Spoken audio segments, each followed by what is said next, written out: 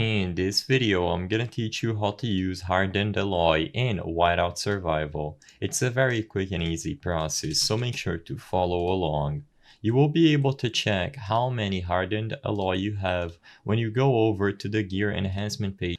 So open up your profile, go to Gear Enhancement, and select the appropriate piece of gear that you want to use Hardened alloy on. As you can see on this one, I'll need it in order to enhance the gear.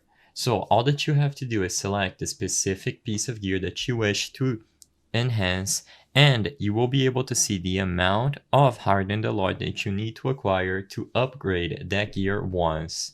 You can tap on the hardened alloy ingot to see all of the sources.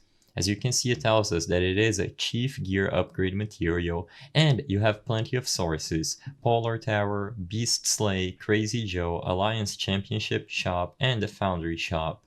As long as you acquire enough hardened alloy through any of these means, you will be able to select any piece of chief gear that you want to upgrade and use your hardened alloy to enhance it.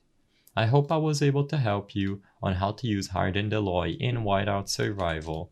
If this video helped you, please be sure to leave a like and subscribe for more quick and easy tips. Thank you for watching.